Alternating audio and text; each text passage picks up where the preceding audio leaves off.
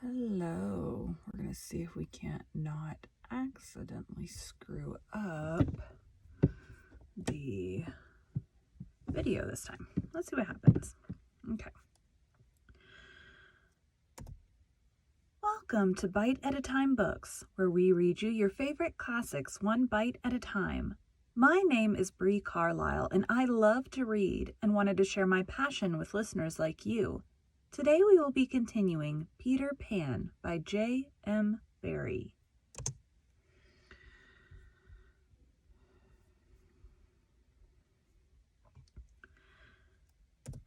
Chapter 10. The Happy Home. One important result of the brush on the lagoon was that it made the Redskins their friends. Peter had saved Tiger Lily from a dreadful fate, and now there was nothing she and her braves would not do for him. How did that just die? My dog made a noise. All night they sat above, keeping watch over the home under the ground and awaiting the big attack by the pirates, which obviously could not be much longer delayed. Even by day they hung about, smoking the pipe of peace and looking almost as if they wanted tidbits to eat. They called Peter the Great White Father, prostrating themselves before him, and he liked this tremendously, so that it was not really good for him.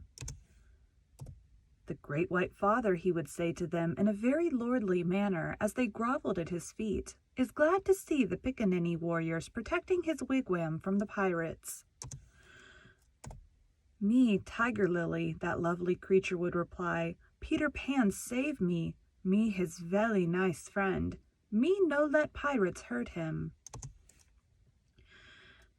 She was far too pretty to cringe in this way, but Peter thought it his due, and he would answer condescendingly, "It is good. Peter Pan has spoken."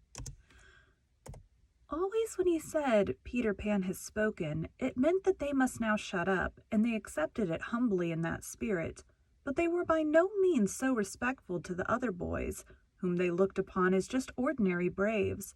They said, "How do" to them, and things like that. And what annoyed the boys was that Peter seemed to think this all right. Secretly, Wendy sympathized with them a little, but she was far too loyal a housewife to listen to any complaints against Father. Father knows best, she always said, whatever her private opinion must be. Her private opinion was that the Redskins should not call her a squaw.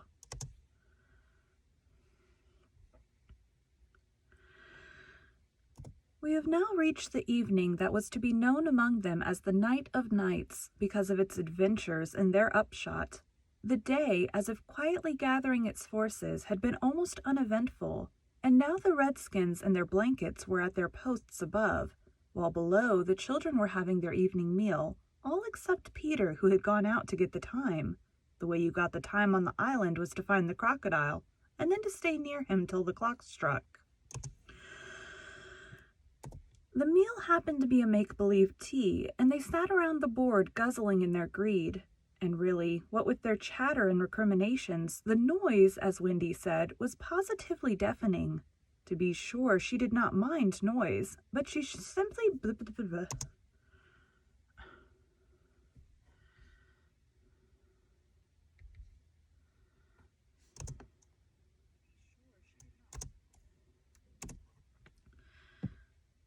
To be sure, she did not mind noise, but she simply would not have them grabbing things, and then excusing themselves by saying that Toodles had pushed their elbow.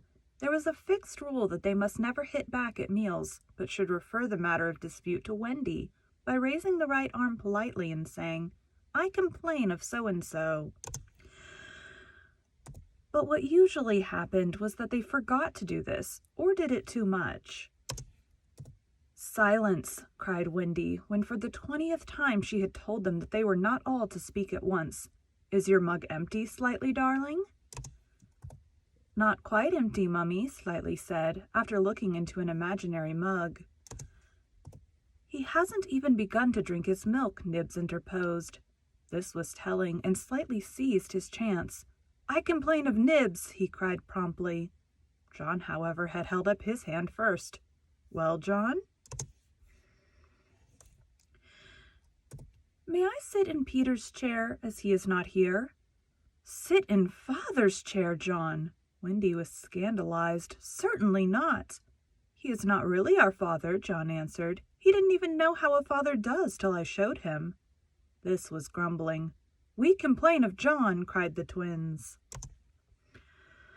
Of course they do. Toodles held up his hand. He was so much the humblest of them. Indeed, he was the only humble one that Wendy was specially gentle with him. I don't suppose, Toodles said diffidently, that I could be father. No, Toodles. Once Toodles began, which was not very often, he had a silly way of going on. As I can't be father, he said heavily, I don't suppose, Michael, you would let me be baby? No, I won't, Michael rapped out. He was already in his basket. As I can't be baby, Toodles said, getting heavier and heavier and heavier. Do you think I could be a twin? No, indeed, replied the twins. It's awfully difficult to be a twin. As I can't be anything important, said Toodles, would any of you like to see me do a trick? No, they all replied. Then at last he stopped. I hadn't really any hope, he said. The hateful telling broke out again. Slightly is coughing on the table. The twins began with cheesecakes. Curly is taking both butter and honey. Nibs is speaking with his mouth full. I complain of the twins. I complain of Curly. I complain of Nibs. Oh dear, cried Wendy. I'm sure I sometimes think that spinsters are to be envied. She told them to clear away and sat down to her work basket, a heavy load of stockings, and every knee with a hole in it as usual. Wendy, remonstrated Michael, I'm too big for a cradle.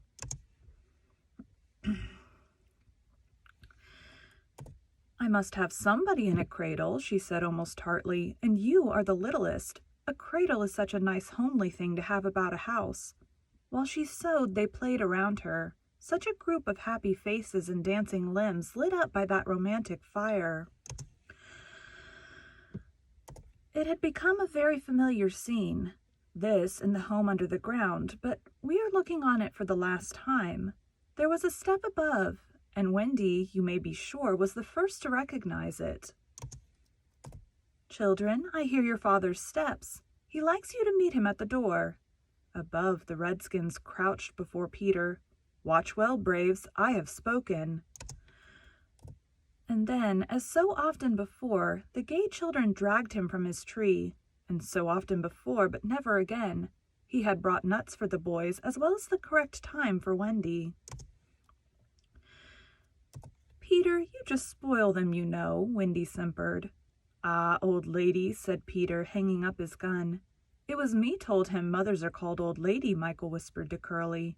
I complain of Michael, said Curly instantly. The first twin came to Peter. Father, we want to dance. Dance away, my little man, said Peter, who was in high good humor. But we want you to dance. Peter was really the best dancer among them, but he pretended to be scandalized. Me? My old bones would rattle. And Mummy, too. What? Cried Wendy. The mother of such an armful dance! But on a Saturday night, slightly insinuated.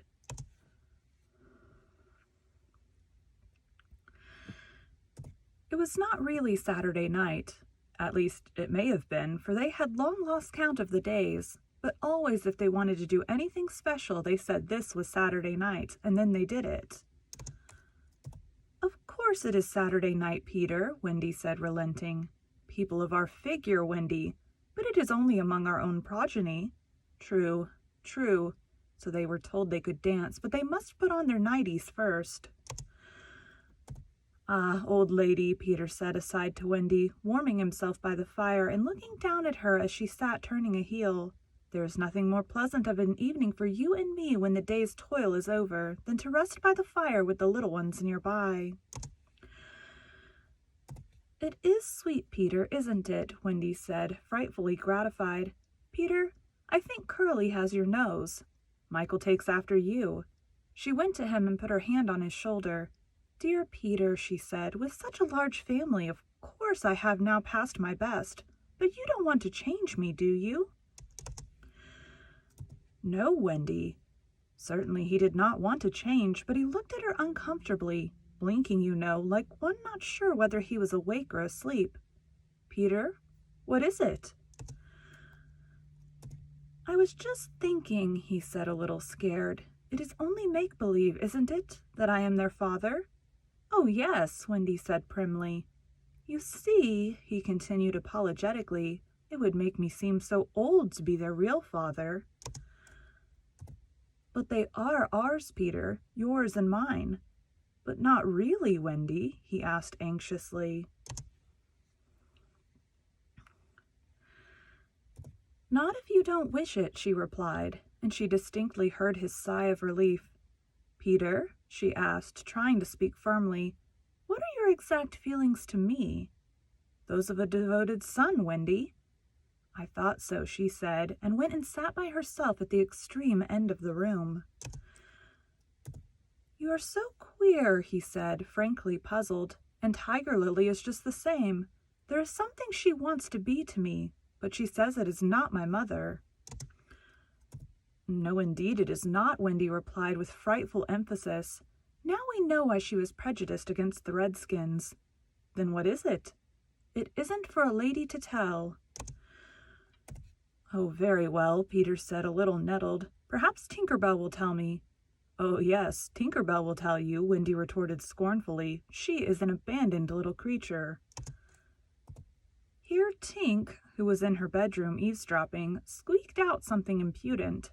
"She says she glories in being abandoned," Peter interpreted. He had a sudden idea. "Perhaps Tink wants to be my mother." "You silly ass!" cried Tinker Bell in a passion. She had said it so often that Wendy needed no translation. "I almost agree with her," Wendy snapped. Fancy Wendy snapping, but she had been much tried, and she little knew what was to happen before the night was out. If she had known, she would not have snapped. None of them knew. Perhaps it was best not to know. Their ignorance gave them one more glad hour, and as it was to be their last hour on the island, let us rejoice that there were 60 glad minutes in it. They sang and danced in their nightgowns. Such a deliciously creepy song it was, in which they pretended to be frightened at their own shadows, little witting that so soon shadows would close in upon them, from whom they would shrink in real fear. So uproariously gay was the dance, and how they buffeted each other on the bed and out of it. It was a pillow fight rather than a dance, and when it was finished, the pillows insisted on one bout more, like partners who know that they may never meet again. The stories they told before it was time for Wendy's goodnight story.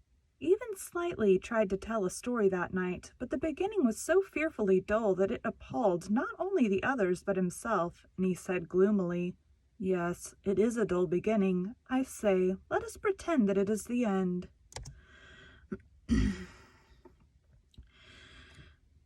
And then at last they all got into bed for Wendy's story, the story they loved best, the story Peter hated. Usually when she began to tell this story, he left the room or put his hands over his ears, and possibly if he had done either of those things, this time they might all still be on the island. But tonight he remained on his stool, and we shall see what happened. Goodness.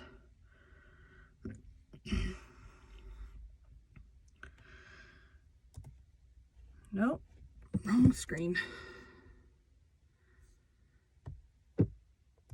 Thank you for joining Bite at a Time Books today, while we read a bite of one of your favorite classics. If you enjoyed today's bite, please drop us a review on your favorite podcast platform. Also, be sure to check us on our website, www.biteatatimebooks.com, or all the social media at Bite at a Time Books. Again, my name is Bree Carlile, and I hope you come back tomorrow while we take the next bite of Peter Pan. All right. Oh man, I forgot to save it. So, I'm usually a couple days ahead in my recordings. So today is actually the day before Thanksgiving for me.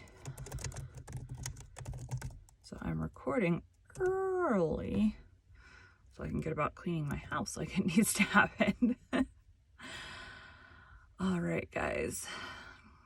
Thank you so much for joining us. We'll see you next time.